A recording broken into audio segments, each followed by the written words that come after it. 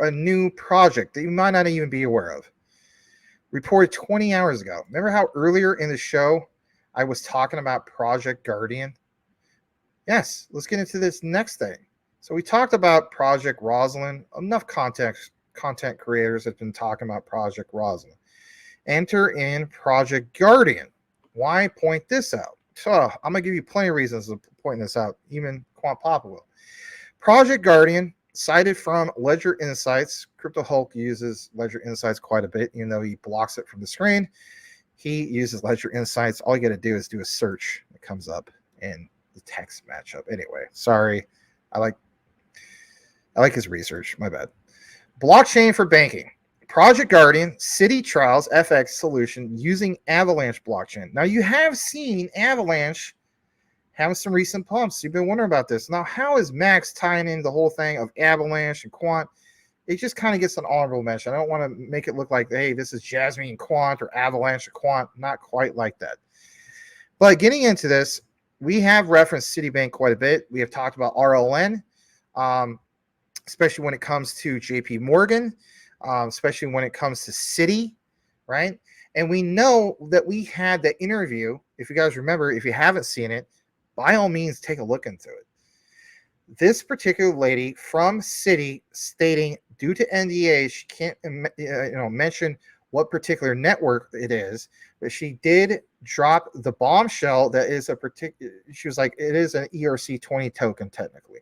Well, no kidding. Who could that be? It's basically a Quant network, and we shared enough info about this. Let's elaborate a little bit more about why this is important. I'm not recycling anything.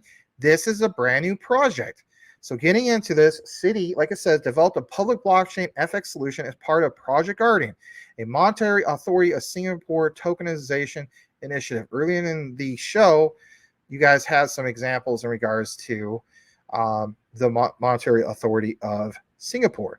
Now, we do know that Citi worked with various other companies. We point out the whole thing of Fidelity, and they were doing a lot of things. We talked about, for instance, institutional FX swaps, right? But this one points out Avalanche. So Citi worked with T. Rowe Price and Fidelity International on a permission instance of the Avalanche blockchain. Separately, T. Rowe Price, AUM of 1.3 trillion, has been working for a while on FX swaps on specifically Avalanche.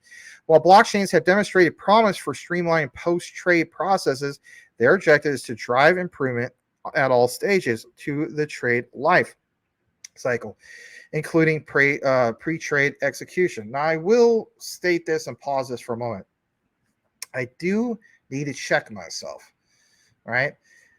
I am remembering some things. So I think it was roughly about 6 months on the old channel. I don't know if you guys remember this, but I did do a deep dive in regards to a particular, I guess you could say, a partnership when it came to Quant and Avalanche. That is a thing. So I do understand that. I do remember it now. My bad on that.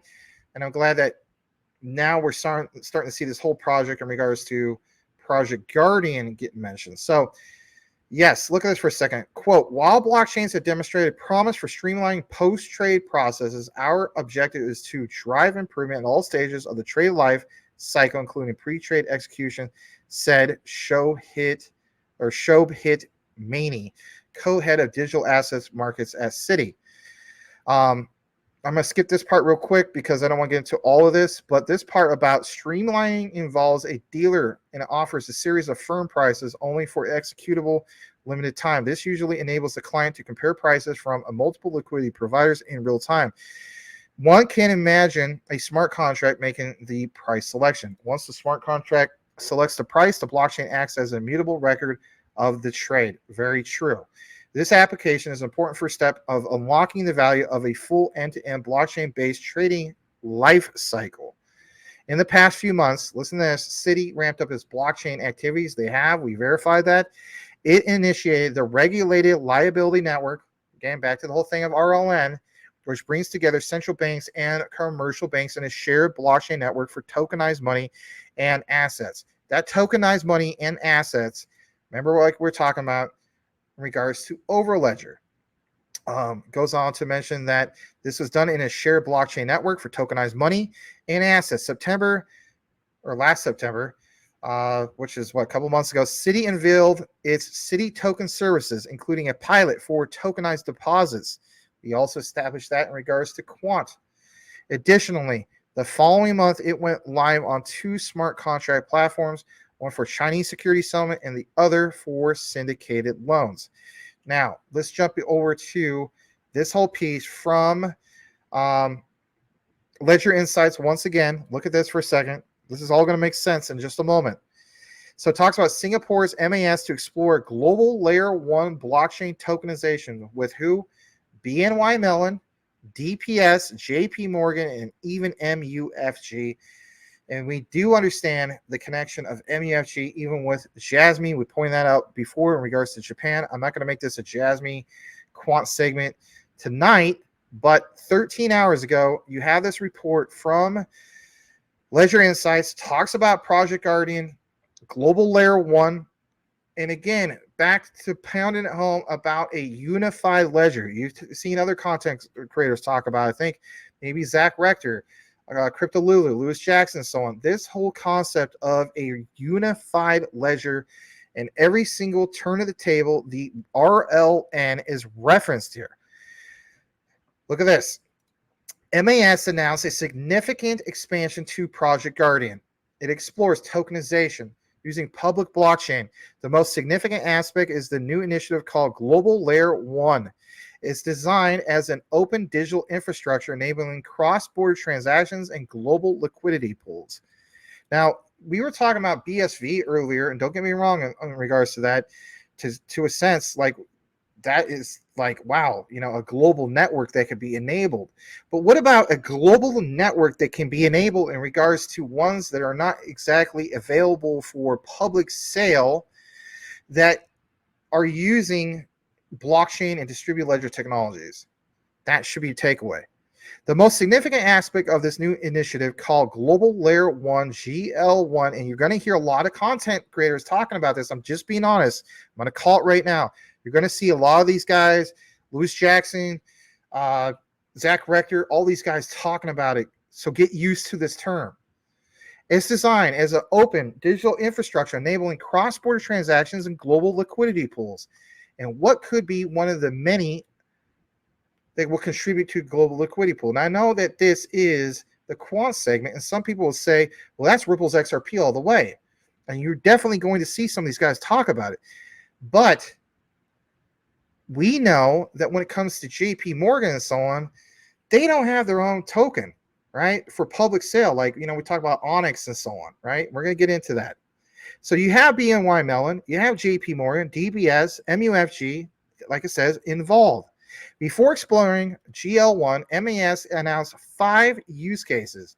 They include a JP Morgan and Apollo Initiative tokenized funds. Citi, Fidelity, T. Rowe Price using FX and oracles for trades on Avalanche. That was covered in my deep dive on the old channel many months ago. We covered both of these today. Fast forward to today, because this was reported again 13 hours ago. Tony, flat out, listen to me on this. You may be like, I don't get this, but it's going to make sense. Putting the global layer 1 in context, there are 3, I had to check my fingers, major initiatives along, I should say, similar lines. They are the RLN, like we've been talking about at least 5 or 6 times in these deep dives in regards to Quant. The Bank of International Settlements obviously is going to be there. They have the concept of a unified ledger and the IMF's XC's concept for cross-border payments. Talks about, by the way, that IMF is joining Project Guardian to provide policy input. And think about this for a second. Last night, we put so much emphasis on standards and gave you that grocery list of ISO TC 307, tying it to especially all these things that are happening in Japan, but basically how it's tied to everything. While the announcement is thin on details, we believe a key feature of GL1, because that's what we're going to refer to it as, is the open part. We speculate that this might be a quasi-public blockchain. Any end user can access the network, provided they do a KYC. Who's also doing the same thing? Have you not been following the whole thing with Stellar? when they do these interviews in regards to the Stellar Development Foundation's videos that they have on the YouTube channel, they talk specifically about how in the future they want to eliminate some of the bad criticisms of blockchain and DLT, and that is tied to drug trafficking and so on. How do you get rid of that? By providing access to the network, provided that they do it KYC, even, let's face it, the drug people. That's quite different from the RLN, though, which is more about creating interoperability. You gotta love how that's mentioned, between disparate wholesale networks and ledgers. We know that Quant stands at the forefront when it comes to wholesale CBDCs, the tokenization of wholesale CBDCs, mentioned numerous times from Gilbert Verdian. We believe the unified ledger is also wholesale focused. Yeah, no kidding. I know it's a lot verbatim. I'll read a little bit more about this. To fully realize the potential of tokenized markets and achieve network effects, scalable digital infrastructures is needed. Remember that for like one of the first deep dives I did back on this channel, and I showed, for instance, on the far left of the thumbnail, again, it's in the recorded section, it shows Jeff Bezos of Amazon. Middle, you have Gilbert Verdian. Far right, you have Larry Fink. But in that deep dive, I talk about M10, and I was talking about scalability of 1 million TPS plus. Back to that reference, because what? We need to achieve network effects for a scalable digital infrastructure that's basically needed.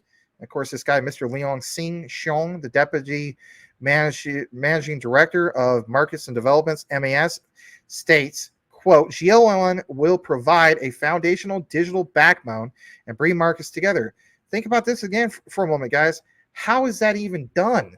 It's done through standards and the policies that are implemented in place for those particular standards.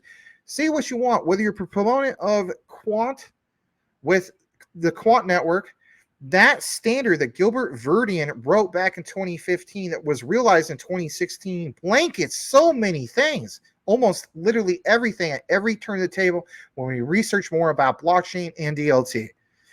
Talks about this right here in regards to mass, that they welcome additional policymakers. Remember how I gave the examples last night of the working groups? The reason for that is you have to understand you have to have working groups to get some of this done for what you're looking to accomplish, for what JASMY is looking to accomplish, especially for the future with scalability and so on. The working groups always matter, and especially when you have standards that are in place to enable the working groups. They go hand in hand. All right, GL1 is an open blockchain network. Look at this for a second. It's not easy enough to convince you. Here's a rationale behind the public blockchain thesis. Firstly, layer one is typically a phrase used in public blockchain circles. But we understand when it comes to layer ones, most layer ones, you're going to have to see some kind of scaling solution from that layer one. Multiple examples of that, right? That exists everywhere in the retail sector. But we're talking about the banking sector, the central banks of the world. It's totally different type of concept. Let's jump back into this. Key differentiators of MAS's Project Guardian have been allowing institutions to test the use of public blockchains. We've already seen this. What's a good example of this? LACchain, with what Quant is doing over in Latin America. That's a big game changer type thing. It's all done in a regulated way with KYC and layers of permissioning. Gilbert Verdian always was talking about this. One enterprise recently said to Ledger Insights that MAS is anti-public blockchain, excuse me. Based on Project Guardian, we disagree. However, its statements position it as not so keen on crypto. This is where I want to pound it home a little bit more about some of these other ones in regards to JP Morgan, talk about Onyx, all this stuff. It's possible to have a public blockchain without crypto. We know that.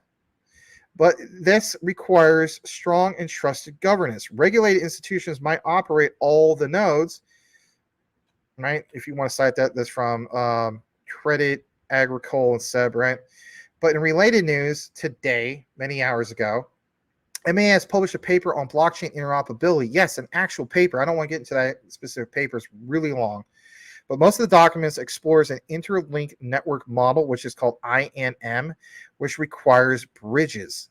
So everything you've seen in regards to Stellar and the bridges, you've seen, for instance, Nixera, right, is a perfect example of a bridge between DeFi and TradeFi, is it not? It's probably one of the standout big ones.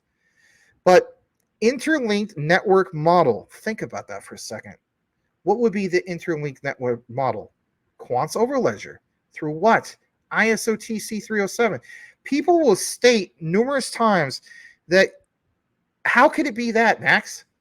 They are not tokens that are based, that are minted from overledger, right? There's only a few examples of that, for like retail, which would be like LeoX and whatnot, and a few others. Or actually, not even a few others, like LeoX and what's the other one? TIA or something like that. Don't quote me on that. It's getting late. It get a little foggy when I get tired. Apologize. It's been a WrestleMania tonight.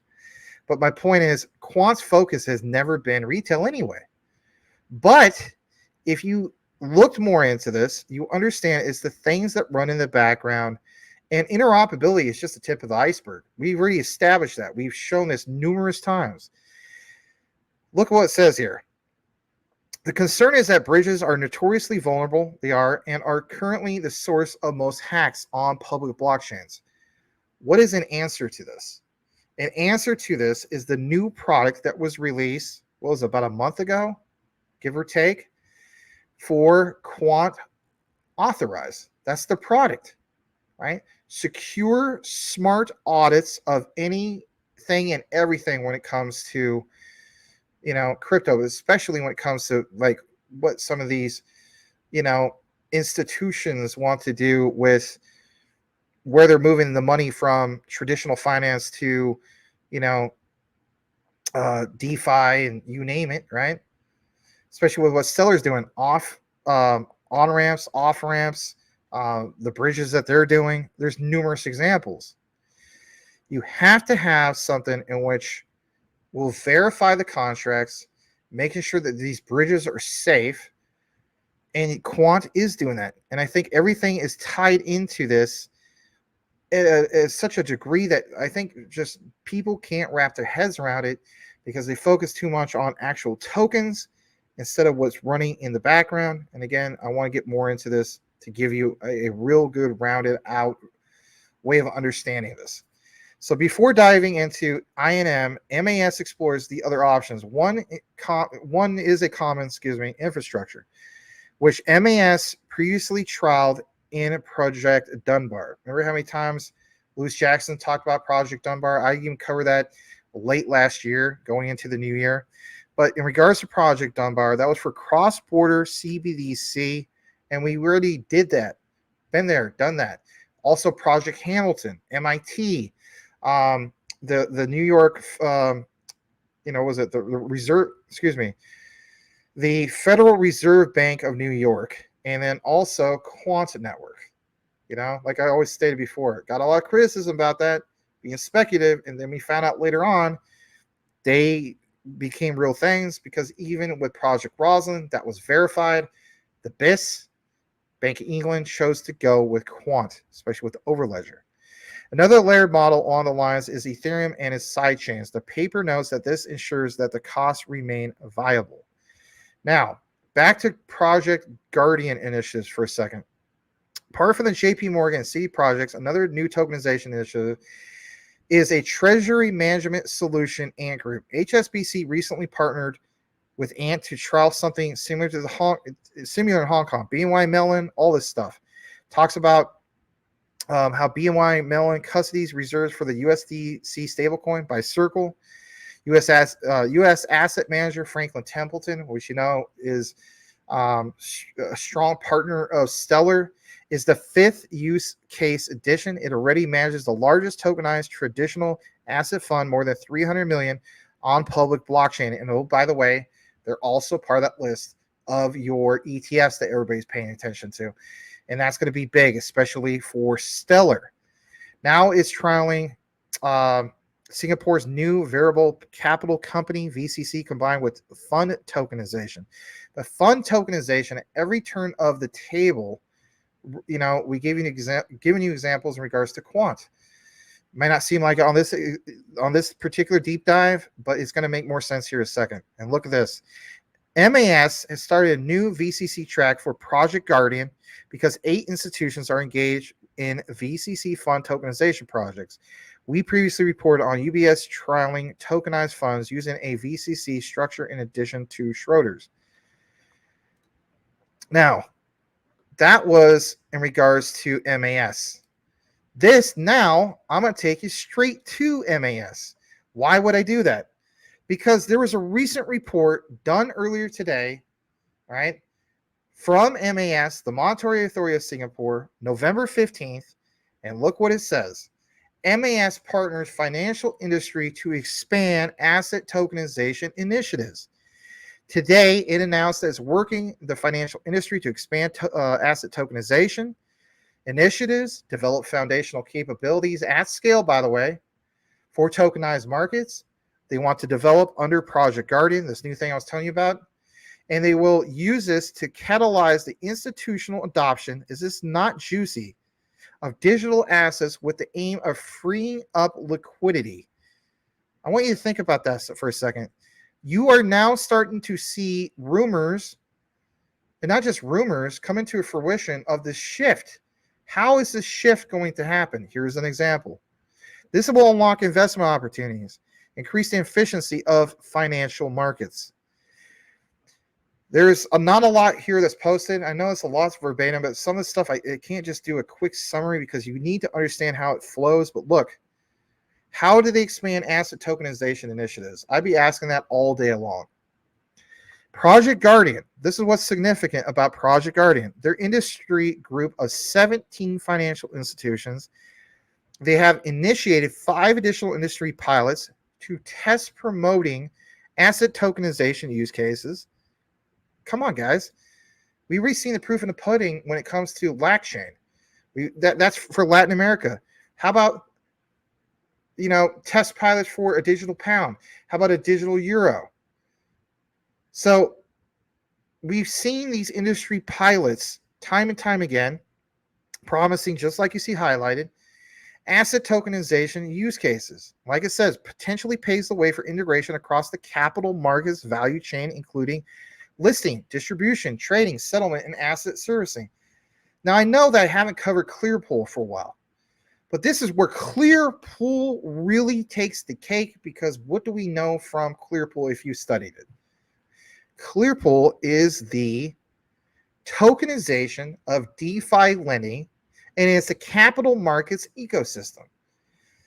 Back to the whole thing we showed you earlier in regards to VCs, right? Venture capitalists and so on. Clearpool allows the tokenization to fund these startups, not just new VCs and so on, but even established ones and so on.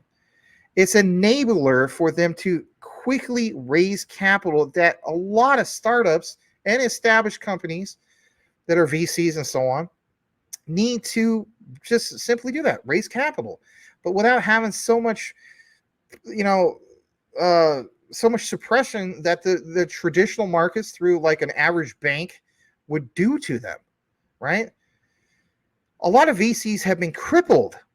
Say what you want. I'm not going to do a deep dive about it. You more than watch over 30 videos I did that are on this channel about Clearpool, C-Pool. I'm not talking about clear cryptos. Hell no. I'm not talking about that. Not flooding your clear cryptos. Clearpool, C-Pool, right? It's sitting at like roughly 2 cents or something like that, right? It was the first project I ever covered on this channel, and at the height of the bull market, the last bull market of 2021, I saw that go from 40 cents, okay? Hardly anybody was talking about this. 40 cents to $2.50 in 2.5 weeks. What will happen in this next bull market cycle when you see statements like this? Potentially paves the way for integration across the capital markets value chain. Clearpool, once again, is a capital markets ecosystem. the tokenization of DeFi lending, empowering VCs. I'm just going to leave it at that. If you want to do your own research about it, check out some of my deep dives. Also, check out, it's on CMC and so on. Also, it's an easy 100x. I'll throw that out there. Not financial advice, but yes, I'm still very heavily invested into Clearpool. Citi, T. Rowe Price Associates, Inc., and Fidelity International are testing institutional grade mechanisms. Yes, we established that. We showed you numerous examples. But look what it also states. Bilateral digital trade assets explore real-time post-trade reporting and analytics of digital asset trades. BNY Mellon and OCBC. Guys, I'm telling you, maybe you're bored with this, but this was reported earlier today. It's going to solidify and pound home all the research that we've been talking about for a few months now, or maybe, I guess you could say a few months now, even dating back to that avalanche quant coverage from the old channel. So BNY Mellon and OCBC trialing a cross-border FX payment solution to enable secure interoperable payment solutions across heterogeneous networks. Ant Group, back to the thing on the previous thing from Ledger Insights. Again, keep in mind, this is from MAS now. This pounds at home with Ant Group, trialing a treasury management solution to enhance liquidity management funding globally. Remember all the reference to Quant and their treasury? I'm just throwing it out there. I typed up a whole big long report about Quant's treasury. It's on Twitter. You did a video about it too. This solution will enable real-time multi-currency clearing and settlement through their global treasury center in Singapore, which supports over 40 currencies. Back to the whole thing of Franklin Templeton. This is good stuff, whether you're with me or not. Maybe it just kind of flies your head. You're just like, I don't care about this. When Moon. You should care about it, because you want to know something? It's big. Franklin Templeton, so we're always talking about them when it comes to Stellar and these new ETFs. They're exploring the issuance of a tokenized money market fund through variable capital company VCC structure. They're utilizing digital asset networks to maintain the records of fund shares. So all of these ones, different like big institutions, but they're using I guess you could say they're using all this to not only just enable themselves, but they're using it for different use cases, multiple use cases. All right, back to JP Morgan. JP Morgan Apollo collaborating on the digital assets to enable more seamless investment, management, and discretionary portfolios and alternative assets. Automated portfolio rebalancing, customization at scale will provide time savings, reduction in manual processes for asset servicing. And oh, by the way, JP Morgan, what do we know from them? They do 10 trillion. Remember we talked about this? 10 trillion in trading, apparently, per day. Remember you saw that particular thumbnail? It's absolutely insane. In response to strong interest in regards to the fund industry, MAS is launching a new fund workstream with Project Guardian industry focused on the native issuance of variable capital company funds on digital asset networks. This workstream aims to address tax, policy, legal considerations while increasing distribution channels for asset managers. Who is the top asset manager out there? Even though they'll say that they're not because of tax reasons, right? But basically speaking, it's BlackRock, right? That's huge. MAS will collaborate with the Accounting and Corporate Regulatory Authority, which is ACRA, to better assess the opportunities, risk of adopting digital native VCC fund shares.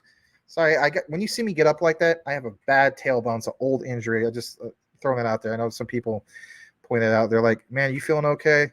I feel okay. It's just I have a bad tailbone. But basically, yeah, digitally native VCC fund shares. Now, I'm not going to jump into all of this because we know about the collaboration, but it gets back to the whole thing of BNY Mellon, DBS, JP Morgan, even MUFG. The new initiative, back to the other thing that was verified from Ledger Insights, Global Layer 1 facilitates seamless cross-border transactions like we mentioned before. Participation of public-private stakeholders will help ensure the foundation digital infrastructures are established in accordance with international standards. And for crying out loud, who wrote the international standards to create not just interoperability, which, by the way, is just the tip of the iceberg, but so many other things, the working groups, all of it. It's Gilbert Verdian's Quant network standard through ISO TC 307. If you don't believe it, just simply look more into it, or watch the previous show from yesterday, or watch the other chopped up deep dive, which I'll get into a bit. I have to mention this, and maybe you're getting worn out with this, but I got to mention this. MAS is collaborating with the financial industry to develop interlinked network model, INM, back to the other particular one. It's going to serve as a common framework for exchanging digital assets across independent networks. Enables financial institutions to transact with each other without the need of all of them to be on the same network. And again, they do have a white paper. Remember we talked about that? I don't want to get into it so deep, but it's called Interlinking Networks if you want to nerd it out. It details how INM may be applied to in practice and the design and considerations for its implementation. Published today. Yes, today. The white paper was jointly developed in collaboration with for instance, financial institutions, that's what FI stands for, fintechs, and even industry groups. Now, you may be wondering, like, I don't understand this, I don't get it, and so on. This is massive news. The reason why it's massive news, kind of like Bitcoin with the white paper, you know, we put so much emphasis on this. All right? How would you like to have a white paper focus on the institutional money and how it's all coming together, if you will? This is a big thing. You're going to hear a lot of people, content creators and so on, talk about this interlink network model, but in particular the interlinking networks. This particular white paper is massive. Talks about, for instance, you know, that this white paper was jointly developed in collaboration. I already read that part, but the industry groups. All right, back to the IMF, because a lot of times we talk about the IMF for a second. I know this is a really, you know, deep dive, extended coverage tonight, but it says that they welcome, as in the MAS, the International Monetary Fund staff to Project Guardian's policymaker group. Remember I was talking about working groups also? Yeah, listen to this. It comprises of policymakers even from Japan. And who could very well be part of that? Yeah, I know it's not supposed to be officially with JASMY coverage tonight in regards to JASMY and Quant again, but we are going to reference Genki Oda because he is a policymaker and he's from Japan and he stands at the forefront. SBI Japan, he's a chairman. FSA, right? When it comes to regulatory compliance and so on. JASMY, first to become regulatory compliant. I guess I will include JASMY on this. You know, and then on top of that, JVCEA, right? So, you know, that's like 3 or 4 things. BitPoint, it literally, the Bajit plug, 51% like of their, what was it, guys? Something like, you know, I think it was like 51% of BitPoint was invested into JASMY. I can't remember the exact numbers. I have to come up with something like that, but it's huge. And this guy's part of like 4 or 5 of those things, you know, and he is a policymaker, a decision maker. Yes, I'll always reference Genki Oda. All right, Singapore, Switzerland, and the UK. So, boom, you do understand the whole thing when it comes to Quant. You understand what they do in the UK, and especially Gilbert Verdian's background when it comes to not just the UK, but like, you know, the Digital Pound Foundation. Yes, he's no longer with them and so on. That doesn't matter. The point is Gilbert Verdian goes and joins particular established organizations. He puts in his time, he puts in his effort. And then from there, after he's like done his job and he feels like he's reached his goals, he moves on. IMF will provide an international perspective on the policies of legal issues that would facilitate cooperation around cross-border platforms, preserve the stability of the international monetary system. All right, back to this guy, Mr. Leong Singh, Managing Deputy Director of MAS, said Project Guardian's industry pilots have successfully demonstrated that tokenized financial assets such as fixed income, foreign exchange, and asset management products can be traded, distributed, settled seamlessly across borders to fully realize the potential of tokenized markets, achieve network effects, scalable digital infrastructure is needed. Gee, I wonder which one that is. GL1, Global Layer 1, will provide a foundation for digital backbone. I mean, look at the terminology about this. Digital backbone?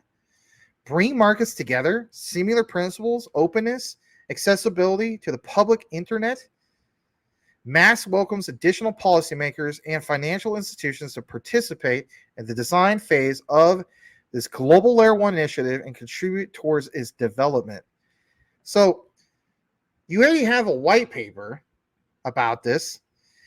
This is like the white paper of like institutional blockchain solution, DLT. I mean, my God.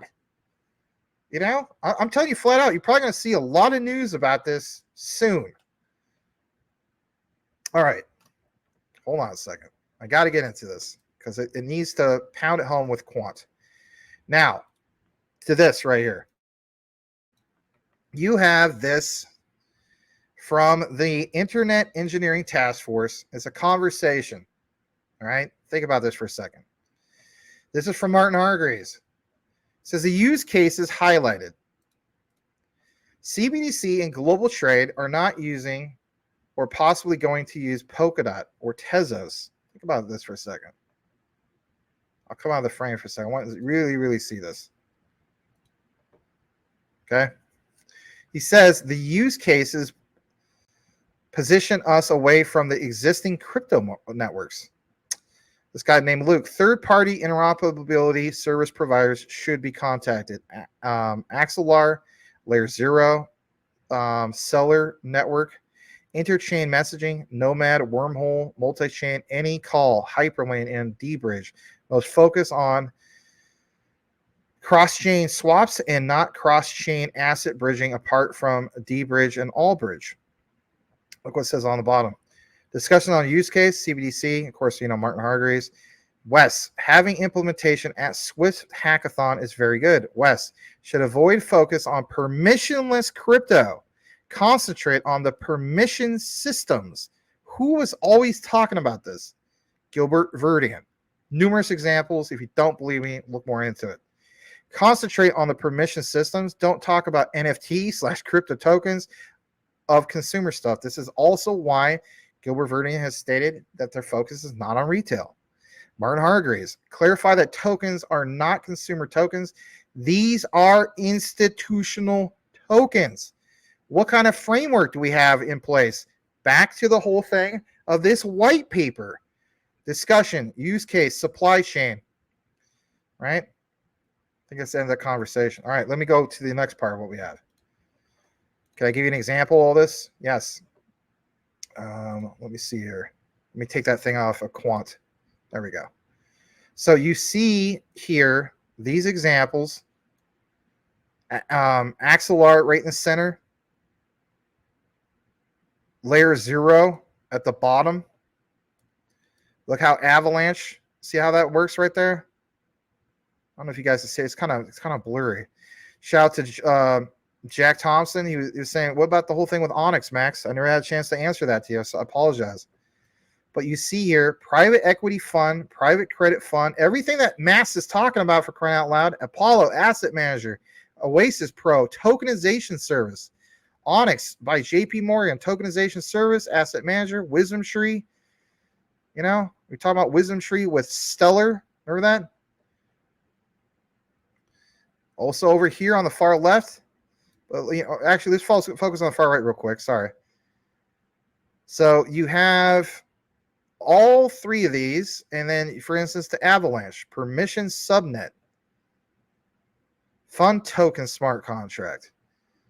Then you have these layer 0s, Axelar, so on. Obviously, Onyx, same thing that you saw on the far right, but connecting to what? Fund token smart contract. And then you have the other thing of the orchestrator. I mean,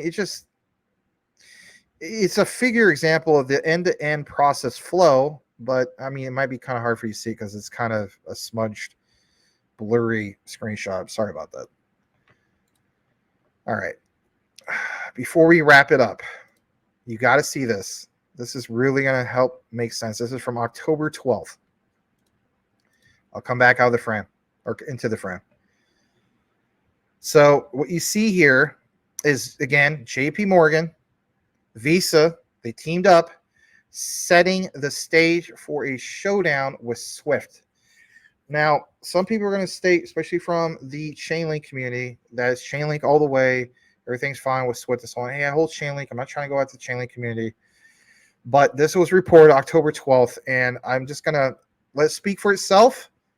When you get more into it, you'll understand why we take this deep dive, if you will. It says, basically speaking, from Kitco News, two giants, traditional finance and payments world, JP Morgan and Visa, announced a new partnership that will focus on streamlining cross-border payments through the use of their private blockchain networks. Link and B2B Connect. Link is a network created by JP Morgan that was designed, that's Link with two eyes, by the way, designed specifically for cross-border transfers. It is offered under the bank's blockchain and payments initiative, which is Onyx. Some of you guys have, like Jack Thompson has brought that to my attention. I've known about Onyx for a while, but it says, which provides a platform for institutions, validate transactions, and share financial information. Listen to this for a second. B2B Connect was created by Visa to serve as a cross-border payment product for financial institutions and corporate clients. B2B Connect is also integrated with Onyx's Confirm, which is an account information validation product that verifies that the information provided by users is correct and valid. According to Onyx, and again, guys, I'm so sorry. I know it seems like it's a lot verbatim. This is good stuff. According to Onyx, Confirm is capable of verifying more than 2 billion bank accounts from 35 financial institutions. Why am I referencing this? Because it's back to the whole thing that we shared earlier in regards to Franklin Templeton. Remember how we were talking about the whole thing with Franklin Templeton? That they wanted to, here it is, explore the issuance of tokenized money market fund through what? VCs. Utilize digital asset networks to record and maintain the records of fund shares. This pounds that home that much more. Let's jump back to this. The platform maintains a focus to help reduce failed payments, which cost the global economy $188 billion per year. Do you not understand how big this is? I don't know if people really do. I don't know if all this stuff kind of really just goes over your head. And if it does, it's okay. It just means you're human. But creating solutions that answer a problem, especially when it comes to, the big institutional money, my God, I mean, what kind of value does something like Quant have in regards to this? Look at this for a second. It is estimated that 66% of failed payments are the result of incorrect account information. B2B Connect has integrated with Confirm to help with the account validation process. Confirm was launched in pilot mode by JP Morgan in 2021. Recently, the firm signed up Deutsche Bank as a founding member of the product in Europe, in the Middle East, and even Africa. Confirm's growth is heavily influenced by network effects, said Alex Littleton, global head of Confirm, said in a statement, naming Deutsche Bank as its founding member while establishing interconnectivity to Visa's B2B's blockchain, which will accelerate their adoption on a global scale. Now, this part, look at this for a second. We're going to tie in a lot of things. JP Morgan indicated that it's looking to recruit founding member banks in Asia Pacific, Latin America, again, back to the whole thing of LACchain, and even North America. The service is expected to be fully operational in 10 countries by the end of 2022 and is projected to increase its presence in more than 30 countries in 2023. We're in 2023, obviously. Link currently has more than 75 global participants operating on the network, which has so far processed over 60 million messages. Once the service is widespread and fully operational, Link will offer suitable alternative to the Society of Worldwide Interbank Financial Telecommunications, which is obviously SWIFT, messaging system for conducting cross-border payments. So it's not that SWIFT, again, guys, is being, replaced, it's being upgraded. Okay? And of course, we want to point that out. Give me a second here. All right. So what I want to do now is I want to point out something, and I think I had it earlier. Shoot, I accidentally closed out of Discord. This is one of my other notes, so we'll wrap it up. When I chop this up later, it'll be a little bit better for you guys. But there's this thing that Quant Papa has, and it's just excellent research from him, to say the least. But the bottom line is, like, it's so complex for retail to understand this.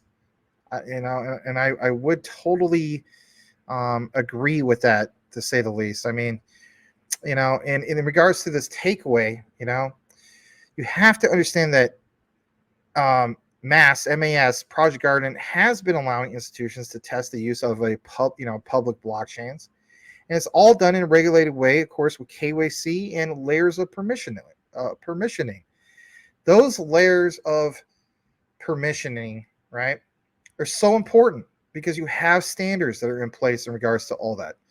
What kind of standards? The ISO TC307 standard. And again, you guys could look more into it if you want. But I just don't think people quite understand it. For one, when MiCA regulation kicks off, all this stuff, like, it's just, even the whole thing like a BlackRock and so on. I don't think people understand how it's all tied in. And I'm trying my best to kind of share you guys some things to tie it in, but maybe some people just don't quite get it 100%. And guess what? Don't feel bad about it. It's okay. Maybe for a lot of us, it's hard to grasp all of these particular things, and I'd be basically with you. But again, if you've taken a look at some of our deep dives, we talked about RLN, talked about JP Morgan and all, it simply makes sense when you look more into it. And that's the bottom line for me. It should be the bottom line for you. But basically speaking, yeah, here it is. Sorry about this for a second.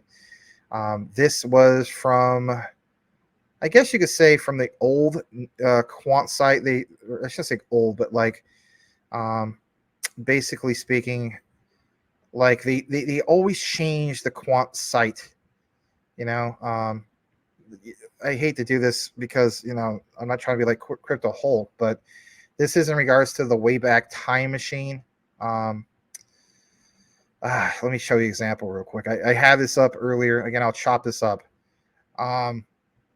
But this will kind of pound home some of this stuff. So let me see here.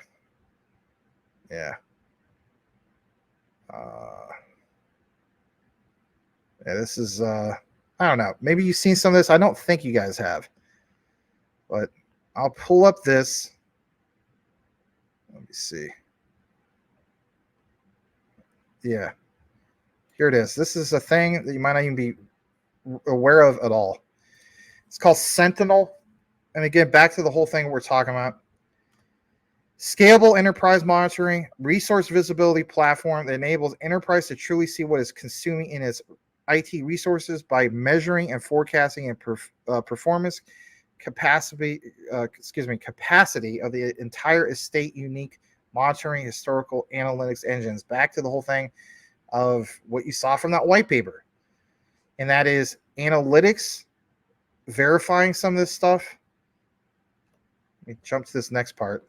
I know this is a super long deep dive, but I just sometimes it's kind of hard to pound it home to make it even in layman's terms, because it seems so bizarre sometimes. And trust me, I get where you're coming from. I'll share this with you. It says Sentinel Go Verify. Remember we were talking about verification on this other one? Salience AI. Hold on a second. Look at this for a second. This is crazy stuff. Smart transformation. Our unique data-driven transformation approach through DARA. Look at that. That's the Quant symbol, for crying out. Smart transformation. Let me share this for a second. I think this was like dating back like over a decade, for crying out loud. It's crazy when you get more into some of this stuff. Let's pull this up as well. Ah, man, that part's a little bit blurry. Sorry about that. So, smart transformations, cyber sentinel, enterprise value monitoring. I mean, again, back to everything you've seen in regards to what? This right here. Right?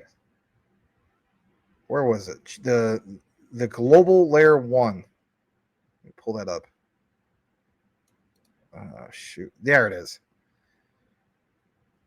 Look at this. This was what we reported today. Right? Again, this should be a takeaway. New initiative called Global Layer 1.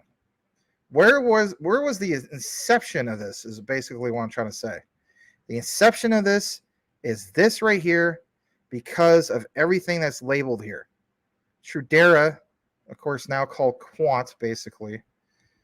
And then also we had Remit. They changed it to Quant, right? There's a lot of old names. Hold on a second. Let me pull up the next one. Notice how it points to this. I don't know if you see this. You guys see this? No, you don't see that. Sorry about it. Let's pull up that. Sorry. Yeah, let's pull that up. Points to Tradera, the Quant symbol. Tradera using AI to make business sense. Look at this building. I don't even know if you guys even know some of these landmarks. And it's okay if you don't. Oh, man. And this is not conspiracy stuff, but I'll show you this in a second. Hold on a second. Salience AI. Look at this for a second. The world's first cyber AI. Using AI to obtain cyber superiority only for military and government agencies. My God. I don't even know if this is the part that I'm allowed to even share. And if I mess that up, crap. I'm not supposed to. There's some things I'm supposed to share, so some things I'm not. Quant Papa, you're watching this. I apologize. That was not on purpose. Dang it. All right, hold on a second. Okay, let's get into this. Yeah, let's pull this up. Here's this landmark. All right, so again, go back to, where's the landmark I want to show you earlier? All right, yeah, look at this. All right, now look at this. Okay, back to that. Let's pull up this other picture.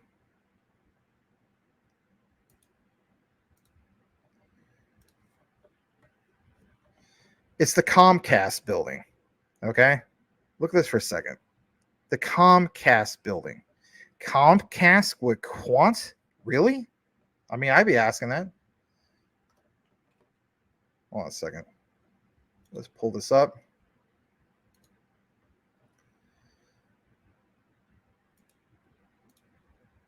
Do you guys see that? Yeah, you saw it. All right, Salience. The world's first cyber AI. Powered by Sentinel, Salience learns and understands what is normal in your enterprise, finding the unknowns that traditional security tools can't detect. I'll show you a little bit more about this. I mean, I know it's hard to make sense of it all. I know it sounds kind of crazy, but look at this for a second. Here's that building again. This is the shoot, what the heck was it called? My bad. Yeah, the Comcast building. All right. We're on a mission to bring intelligent AI to enterprise. Many years ago, this was like, the inception of all this stuff. If you go more into this, like it highlights Rockefeller Plaza, obviously the Comcast building. Neil Smith, basically, he runs Comcast. Who's Neil Smith now part of? He's part of Quant. I did a deep dive about that. I don't know if anybody even remembers some of this stuff. Look at this for a second. All right. There's that building. Let me show that building one more time from a different angle, just in case you're like, I don't know about this, man. This is conspiracy stuff. There it is again. I don't know, maybe some of you guys don't even know why I'm doing this. I don't know. Look at this for a second. They locked up these tweets. Salience AI, London, England. Hardly anybody following them, of course. These tweets are protected. Look at that for a second. You guys see that? I always say that because sometimes I'm on the wrong tab. Look at that. Let me jump back to the other one. That was, of course, from the Wayback Time Machine. All right, I don't do this all the time. I'm glad Quant Pop at least did it. It's basically the Quant page, right? But it uses the same background as what? Remit. Now, this is Quant like way back in time. My point is how you're seeing how this was all designed many years ago, and now you're starting to see, like, I should say starting to see it. You are a white paper basically for these institutions to come together. You know, global layer one. Don't forget that. Let me show you this other picture Quant Papa wants you to take a look at. Yeah. Yeah, right in the middle, I believe. It's kind of hard to see it. I wish we could have circled that one for you. All right. It's basically Quant before Quant, but tying in the past to what we have now verified from the MAS today. That's the point I was trying to make earlier. I apologize if I didn't get it right. It's been a really long show, a lot of coverage today, and sometimes I'm not firing all cylinders as much as I would like to. All right, hold on a second. Let's pull up another one for you. This front again from the Wayback Time Machine. Webpage is kind of out of shape, like he says. But there is some, yes, here we go. This is good. This is real good. Remit, top left. Look what it says. We are creating new fintech products on top of Quant Overledger.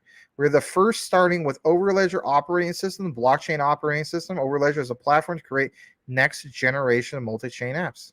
Visit Quant. Again, if you're not aware of it, Remit is the name of Quant before they went with Quant. This is way back. All right. Let's see here. Let's pull this up for a second. Back to Sentinel. Discovers new business insights by linking machine activity to human behavior. Like, what the heck? You know, and then, you may be wondering, why am I referencing this? Because yesterday we talked about ISO TC 307, and we talked about artificial intelligence verified as a standard for ISO TC 307. It blankets all of that. Hold on a second. Look at this for a second, just in case you're a naysayer. So we talked about the global layer one. Look at this for a second. This is again back from the Wayback Time Machine. Trust Cloud Ltd. Look what's tagged here. Or, not necessarily tag, but right underneath it. Quant. We are unlocking the power of blockchain for everyone by delivering interoperable ecosystems and real world solutions. The future of finance today. And then Trudera right underneath it. Remember? We're on a mission to bring intelligent AI to the enterprise. I kind of misspoke. I said Trudera is Quant. What I mean is Trudera through AI connected to Quant. That's what I meant. I apologize. Again, when you do too much coverage, sometimes things don't come out right. So apologize for that. Let's pull this up for a second. Amazing things Collins made. Go verify. Sentinel. Salience. Look at this for a second. That's not the right tab I want to pull up. Crunchbase, Trudera, Crunchbase. Look at this. Gilbert Verdian, Trudera. Look at this guy. Trudera, Crunchbase. You know what I mean? Like, it's all verifiable if you look more into it. I will pull up this. This is another web archive. Again, I don't do the whole Wayback Time Machine thing too much. I know Quant Papa does it, but we're going to pull this up. So this is July 15th, 2019. It's loading, so I apologize for that. All right, look at this for a second. So this is July 15th, 2019. This means that Quant's basically been out for like a year. But look at this for a second. Go verify. We are fighting fraud by providing a new way to verify emails, texts, calls, invoices, letters you receive from organizations they they say they're from. Finally, I meant to have the slide up earlier. Apologize for that. This solidifies and pounds home everything that was listed in the deep dive for the global layer 1 that you saw just came out with this white paper and so on. Because you can go back to this Wayback Time Machine and see that's verifiable where it all started. Where was the culprit of all this? It's through Quant. Will this even play? Let's see if it will. I'll be surprised if it does. This is from 2019 on the Wayback Time. I don't even know if this is going to play. I don't think it's going to play. Yeah, it's not going to play. I mean, that'd be kind of cool if it did, but I can't expect everything. I will share this part. This part is loading up. This is good stuff. I mean, I know this is real extended coverage, but I want you to see this for yourself. And again, guys, I'll chop this up later. Maybe you don't like the coverage tonight. I don't know, but I thought it was pretty good. Let me share this with you. Hold on a second. Did I just get rugged on my own stream? God, I hope not. I hope not. Okay. So, somebody messaged me. That's what it was. All right, look at this for a second. All right, so that video doesn't load up. It says, learn how to integrate GoVerify into your organization. Now, when you get more into this, look at this for a second. How GoVerify works. Consumers, organizations. Look at this for a second. Verify the trust tag you provided. Known fact. Hold on a second. I gotta load that up again. I wish I could just drop this down. Yep, there we go. Cool. Enter a known fact decided on with the organization. Done. GoVerify validates the phone call, email, text, and letters you. I wish it wouldn't go up so high. I mean, it's the Wayback Time Machine. What do you expect? Maybe I'll shrink this down a little bit. Hold on. What happens if I shrink this down?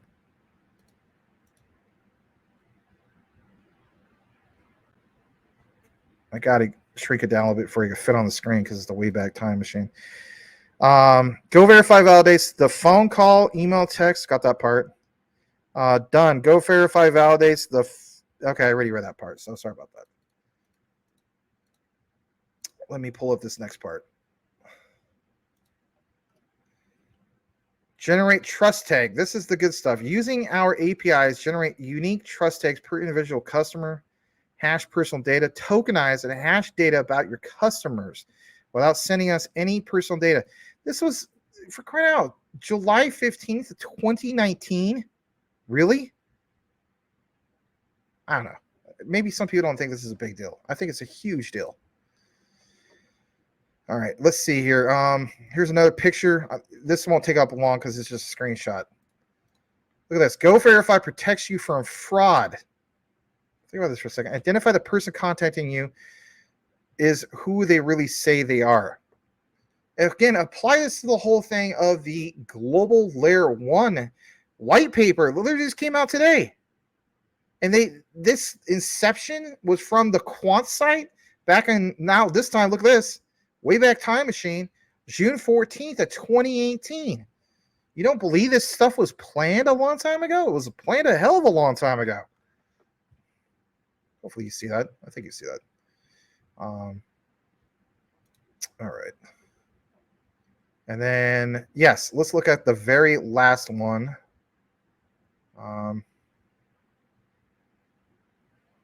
Yeah. I'm pretty sure this is the last one. Yeah, this will be it. This will be it. I know some of you guys are like, finally. Maybe some of you guys aren't. Maybe you guys appreciate it no matter how long it is. All right. Again, Wayback Time Machine screenshot. Actually, no. This takes it. I think this is not Wayback Time Machine. I apologize. It's straight from the Quant Network. Look what it says here. Payments, cross-border payments, whether in digital currencies or fiat currencies, are more flexible and secure when handled over blockchain. With Quant, you can send and receive digital payments, set up payment and collection processes such as crowdfunding that automatically push the funds to an exchange to be converted into fiat currency. But the point is, you know, everything that we talked about, and especially when it comes to the global layer one, my God. I mean, you know, when some people state that they don't think that Quant could ever go to $100,000 a coin, I think it could actually be way higher than that. But, you know, if I'm wrong, I'm wrong. I'd rather bet on something like this.